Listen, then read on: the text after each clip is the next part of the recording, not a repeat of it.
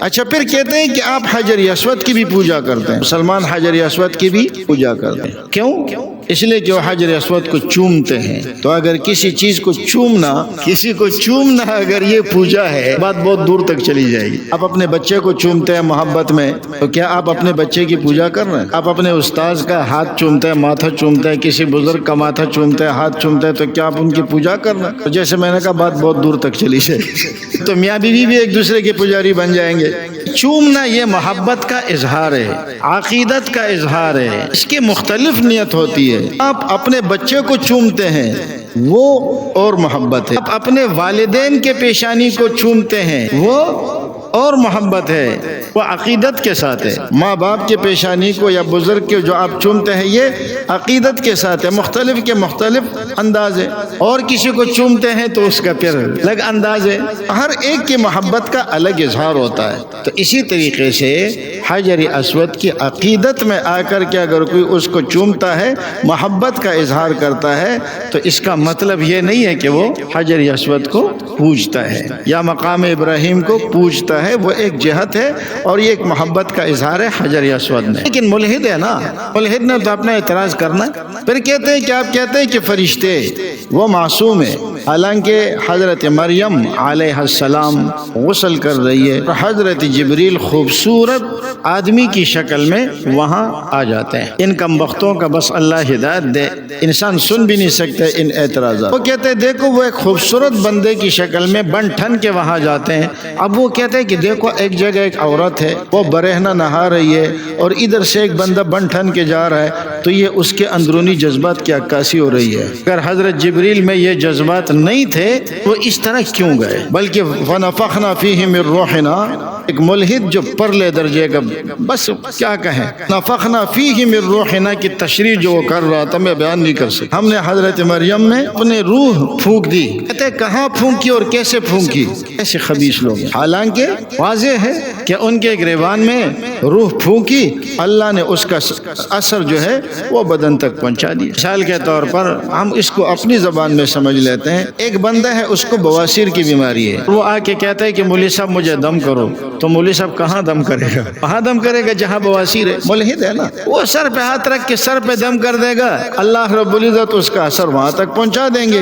اگر رحم کے اندر بچہ بن رہا ہے تو کیا ہے، پھونکا یہاں اور اثر وہاں اللہ نے پہنچا دیا۔ حضرت جبریل کا ایک خوبصورت بندے فتمثل لها بشرا سویا، وہ ان کے لیے برابر آدمی بن کر چلا گیا۔ اب فرشتے وہ معصوم ہے، اس میں یہ کہنا کہ خوبصورت لڑکے کی شکل میں گیا، فرشتے لڑکے اور لڑکی کی صفات سے پاک ہیں، تذکیر و تانیث کی صفات سے فرشتے پاک ہیں۔ جس طرح ایک چھوٹا بچہ ہے وہ بھی انسان ہے، وہ اپنی ماں کے ساتھ سوتا ہے، وہ چھوٹا بچہ ہے وہ بھی انسان ہے، اور ماں اس کو اپنے ساتھ غسل خانے میں لے جاتی ہے، اس وقت ماں برہنہ بھی ہو جاتی ہے۔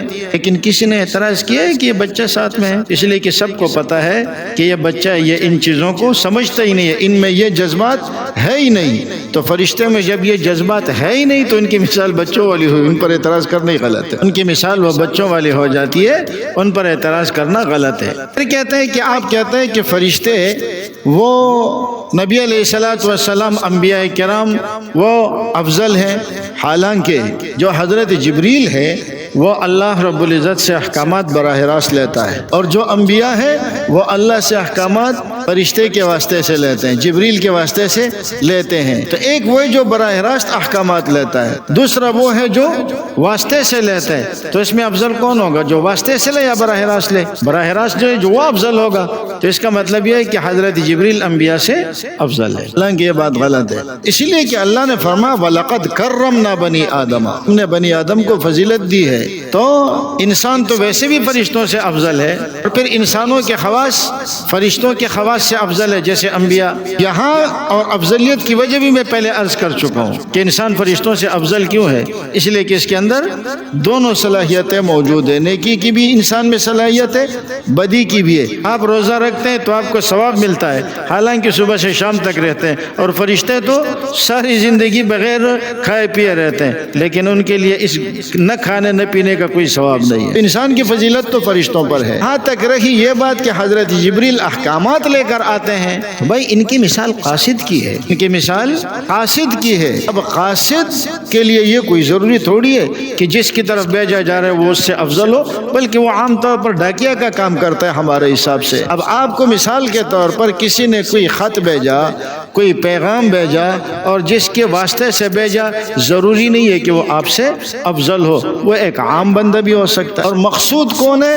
جس کی طرف بھیجا ہے، تو اس لیے افضل وہی ہے جس کی طرف بھیجا ہے۔ جو لے کے آیا ہے وہ تو ایک قاصد کا کام کر رہا ہے۔ حضرت جبریل کا مقام فرشتوں میں سب سے اعلیٰ ہے، لیکن اس کے باوجود نبی علیہ الصلوۃ والسلام اس سے افضل ہے۔ اور نبی علیہ السلام کا مقام تو وہ ہے کہ عطا اللہ شاہ بخاری رحمۃ اللہ علیہ ایک دفعہ جذبات میں آئے اور حضرت نے فرمایا کہ نبی علیہ الصلوۃ والسلام جب معراج پہ جا رہے تھے تو آپ مسجد اقصی میں تھے، اور باہر اور گھر کے باہر براق کس نے کون لے کر کھڑا تھا؟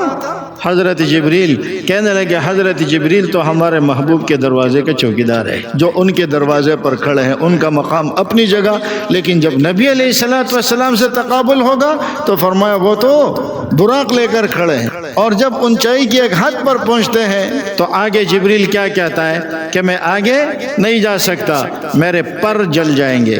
یہ کون کہہ رہے ہیں؟ حضرت جبریل کہتے ہیں جب حضرت صدیق اکبر رضی اللہ تعالیٰ عنہ کو پتہ چلا، وہاں پہ یار لوگ کیا کہتے ہیں، جب حضرت جبریل واپس ہوئے تو شاہ عبد القادر جیلانی رحمۃ اللہ علیہ گئے، وہ ان کو اٹھا کے لے گئے۔ جب یہ قصہ حضرت صدیق اکبر کو سنایا تو حضرت صدیق اکبر رضی اللہ تعالیٰ عنہ جب اس مقام پر یہ پہنچے تو کہتے ہیں کہ حضرت صدیق اکبر نے تڑپ اٹھے اور فرمایا کاش جبریل کی جگہ ابو بکر ہوتا تو خاک تو ہو جاتا لیکن اپنے حبیب کا ساتھ نہ چھوڑتا۔ تو بہرحال حضرت جبریل یہ فرشتوں کے خواص میں سے ہے، بہت بلند مقام ہے، اور تمام انبیاء کرام کو دیکھا ہے، تمام انبیاء کرام کو دیکھا ہے، تمام انبیاء کرام کے پاس احکامات لے کر آئے۔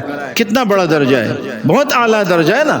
لیکن جب پیغمبر کے مقابلے میں آتے ہیں تو پیغمبر علیہ الصلوۃ والسلام افضل ہے، انبیاء کرام حضرت جبریل سے بھی افضل ہے۔ پھر فرشتوں کے اوپر جو اعتراضات کرتے ہیں ان میں سے ایک یہ بھی ہے، جو فرشتے روح نکالتے ہیں وہ ایک ہے، ایک حضرت اسرائیل اتنے سارے لوگوں کی روح کیسے نکالے گا؟ ایک ہی وقت میں کئی جگہ حادثے ہوتے ہیں، وہ ہر جگہ کیسے پہنچ جاتا ہے کہ ان کی روح نکالے؟ اور پھر اس پر دوسرا اعتراض یہ کرتے ہیں کہ قرآن کریم میں تضاد ہے، کہیں پر تو اللہ نے یہ فرمایا ہوا یحیی و یمیت، زندگی اور موت کون دیتا ہے؟ اللہ، الذی امات و احیا، محیی و ممیت وغیرہ وغیرہ، زندگی اور موت اللہ دیتا ہے۔ کہیں پر فرماتا ہے توفتہ رسلنا توفاہم الملائکہ، کہ فرشتے ان کو موت دیتے ہیں، تو اس میں عام فرشتوں کا ذکر ہے۔ کہیں پر فرمایا قل یتوفاکم ملک الموت الذی وکل بکم، حضرت اسرائیل کا ذکر ہے۔ یہ تو قرآن میں تضاد بھی ہے، اور اگر ایک ہے تو اتنے سارے لوگوں کی روح کیسے نکالتا ہے؟ تو قرآن میں کوئی تضاد نہیں ہے۔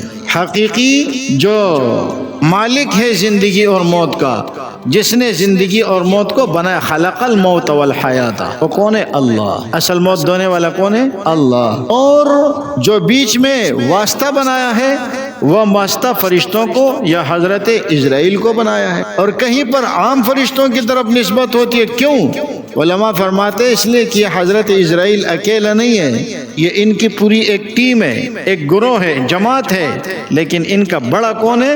حضرت اسرائیل، اس لیے حضرت اسرائیل کی طرف نسبت ہو جاتی ہے۔ اور یہ نسبت تو ہر زبان میں ایسے ہی ہوتی ہے، ہر زبان میں یہ نسبت ہوتی ہے۔ آپ کے بچے سے ہم پوچھتے ہیں بیٹا گزارا کیسے چل رہا ہے؟ وہ کہتے ہیں شکر ہے اللہ چلا رہا ہے۔ تھوڑا سا آگے گیا، بیٹا تمہارا گزارا کیسے چل رہا ہے؟ وہ کہتے ہیں ابو نوکری کرتے ہیں پیسے لا دے۔ تو دیکھو کہیں نسبت اللہ کی طرف کر رہے ہیں اور کہیں نسبت ابو کی طرف کر رہے ہیں۔ یہ تو ہر زبان میں ہوتی ہے۔ حقیقی نسبت اللہ کی طرف ہے، مجازی نسبت اسباب کی طرف بھی ہو جاتی ہے۔ تو یہ کہنا کہ ایک فرشتہ اتنے سارے لوگوں کی روح کیسے نکالتا ہے، تو اول تو یہ کہ ان کی ایک ٹیم ہے، لیکن اگر ٹیم نہ بھی ہو، اگر ٹیم چلو نہیں بھی ہے، اول تو ہے لیکن اگر نہیں بھی ہے تو کس میں کون سا مشکل ہے؟ سب کے پاس یہ مثال کے طور پر کراچی میں بھی ہماری ماشاءاللہ کروڑوں آبادی ہے، کروڑوں کی آبادی تو کراچی میں ہے۔ تو ملائیشیا کے ساتھیوں نے مجھ سے پوچھا تمہاری کراچی کی آبادی کتنی ہے؟ میں نے کہا تمہارے پورے ملائیشیا سے زیادہ ہے۔ ہمارے ایک شہر کی ایک بٹن دباتے سب کے موبائل کے سگنل غائب ہو ہو جاتا ہے۔ موبائل کس کے پاس ہے؟ آپ لوگوں کے پاس ہے نا، ہمارے پاس ہے۔ جہاں جہاں ہم ہیں وہاں وہاں وہ موبائل موجود ہے، وہ ایک بٹن دباتے ہیں سب کے سگنل غائب۔ اللہ نے انسان کو اتنی طاقت دی ہے، اچھا پھر معلوم بھی کرتے ہیں، آپ کے موبائل کو نمبر ٹریس کر کے بتا دیتے یہ اس وقت فلاں جگہ پر ہے۔ ابھی تو آپ کے شناختی کارڈ کی جو چپ ہے وہ آپ کی بتا دیتی ہے کہ یہ اس وقت فلاں جگہ پر ہے۔ تو جب مخلوق کے پاس اتنی طاقت ہے کہ وہ آپ کی جگہ کا پتہ چلا لیتے ہیں اور آپ پر اپنا حکم نافذ کر دیتے ہیں، سگنل آپ کے بند کر دیتے ہیں، تو جو آپ کا بنانے والا ہے اس کی طاقت کتنی بڑی ہوگی۔ ہم اللہ کی قدرت کو اپنے عقل سے پرکھنے کی کوشش کرتے ہیں۔ بہرحال فرشتوں پر ایمان کا مطلب یہ ہے کہ یہ اللہ کی نیک مخلوق ہے، اللہ کی عبادت کرنے والے ہیں، نافرمانی نہیں کرتے، اور یہ اللہ کی بیٹیاں نہیں ہیں۔ عقلی اعتبار سے جن لوگوں نے اس کا انکار کیا صرف اس وجہ سے کہ وہ کہتے ہیں ہم نے دیکھا نہیں ہے، اور جس چیز کو ہم نے نہیں دیکھا ہم کیسے مانیں، حالانکہ بہت ساری چیزیں ایسی ہیں کہ جو ہمیں نظر نہیں آتی مگر پھر بھی ہم اس کے ماننے پر مجبور ہیں۔ اللہ ہمیں عمل کی توفیق نصیب